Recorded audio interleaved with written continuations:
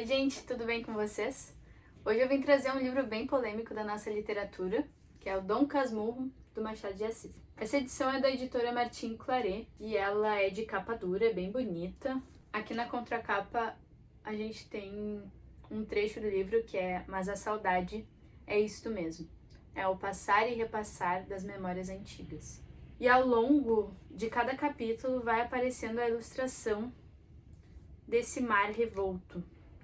Porque quando ele fala dos olhos da Capitu, ele fala como olhos de ressaca, olhos que puxam para dentro do mar, olhos misteriosos. E aí a Capitu tá presente em todos os momentos do livro. Antes de seguir com o vídeo, eu queria pedir o like de vocês e pedir para vocês se inscreverem no canal se vocês gostam desse tipo de conteúdo. Eu falo bastante sobre literatura aqui, então se vocês se interessarem por literatura clássica, podem se inscrever no canal.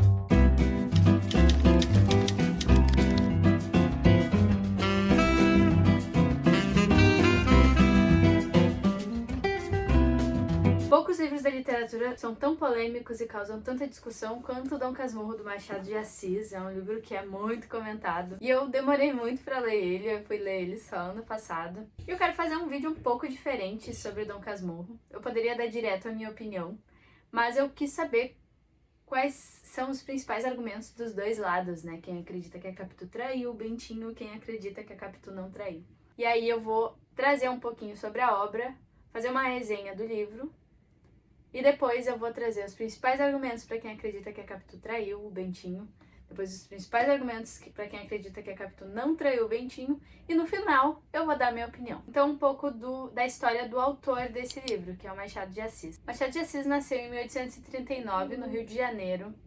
Ele era um homem com algumas condições clínicas, então ele tinha epilepsia, ele tinha gagueira, ele também era um homem pobre, uma classe social mais baixa. Ele foi um grande autodidata, aprendeu inúmeras línguas, desenvolveu o gosto pela literatura e estudou muitas coisas sozinho. Ele também foi um dos fundadores da Academia Brasileira de Letras e foi o presidente dela por muitos anos. Machado de Assis nunca se declarou uma pessoa negra, mas as pessoas à volta dele se referiam a ele como uma pessoa de cor em cartas. Então a gente não sabe, né, qual exatamente era a cor de pele dele, porque na certidão de óbito aparece que ele era branco.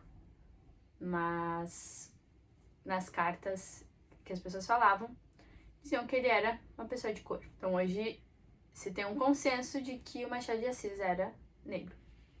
Dom Casmurro foi publicado em 1899 e marcou a fase realista do Machado de Assis, que é uma fase um pouco mais voltada para introspecção, para sentimentos mais ambíguos, para críticas sociais também, e para uma ironia que a gente conhece e já atribui a ele, né, hoje em dia.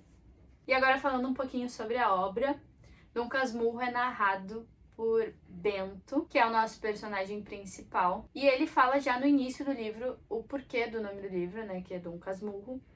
Ele é um homem muito rabugento, um homem mal-humorado, que é fechado para todo mundo, e aí as pessoas dão esse nome para ele de Dom Casmurro, porque Casmurro seria uma pessoa carrancuda, uma pessoa mal-humorada. E aí ele vai contar a história do porquê ele é uma pessoa tão fechada assim. E aí começa a história dele contando a paixão juvenil que ele teve já pela Capitu, e o quanto eles se prometeram em casamento.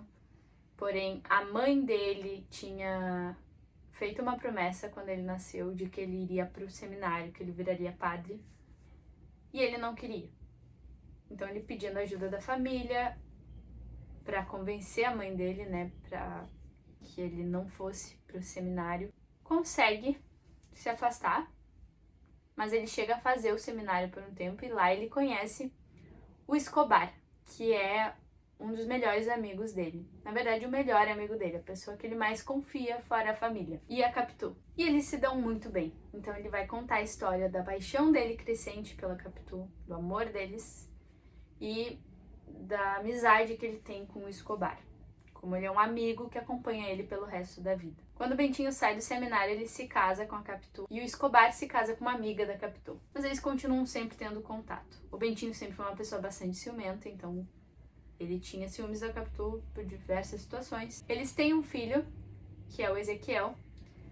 E com o passar dos anos, o Bentinho percebe uma semelhança do Ezequiel com o Escobar. E ele começa a desconfiar que existiu uma traição ali entre a Capitu e o Escobar. Porém, ele não pode confrontar o amigo porque o amigo já faleceu. E ele fica muito tempo maturando essa ideia na cabeça. Até que um dia ele fala, né, dessa crença que ele tem de que a Capitu traiu ele e que o Ezequiel não é filho dele, mas é filho do Escobar. E a Capitu diz que ele tá errado, mas levanta, pega o filho dela e eles vão embora. Então a história de Dom Casmurro é a história de uma pessoa que confiou muito em duas pessoas e essas pessoas traíram a confiança dele. Mas o livro em nenhum momento fala assim: então a Capitu realmente traiu, ou a Capitu realmente não traiu. E aí existe margem para essas duas interpretações. Então vou falar primeiro dos argumentos para quem acredita que a Capitu traiu o Bentinho. Outras pessoas além do Bentinho perceberam que algo estava estranho na semelhança do Escobar e do Ezequiel.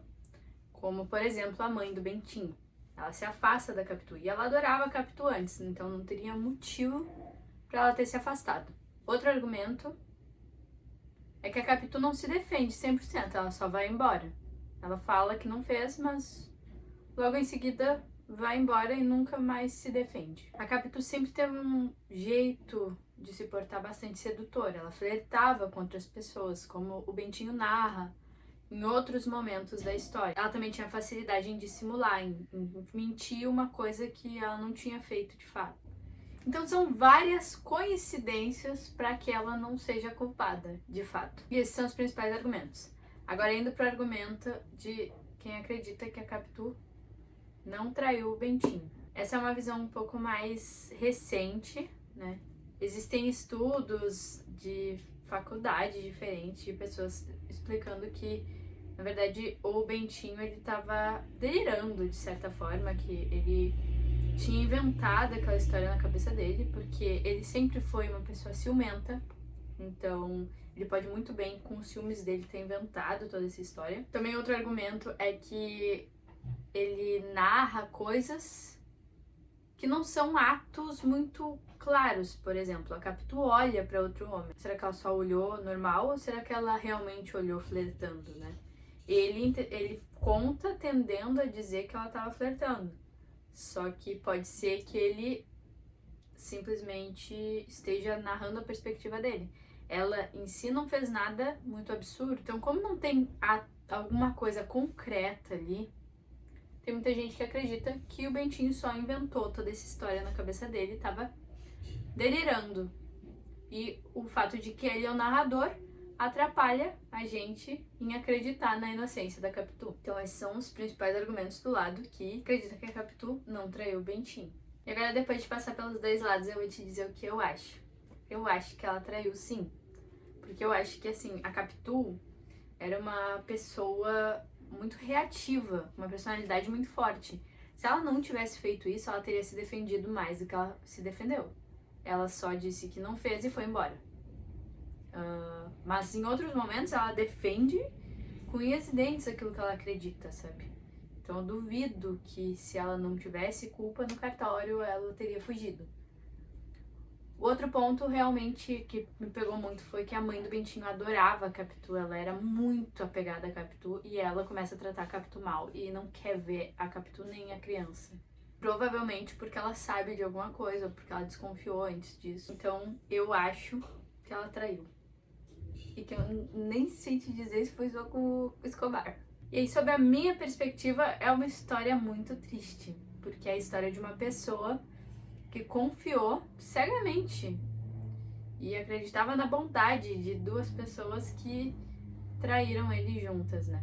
Então eu entendo por que ele vira um carrancudo no final. Mas agora eu quero saber o que vocês pensam. A Capitu traiu ou não traiu o Bentinho? Também, se quiserem compartilhar alguma reflexão que tiveram ao longo do livro, a partir das perspectivas de vocês. E é isso, é bom que continue esse diálogo, porque é sinal de que Dom Casmurro continua vivo na nossa literatura e que Machado de Assis recebe o reconhecimento que ele merece. Eu vou ficando por aqui, beijinho e até a próxima.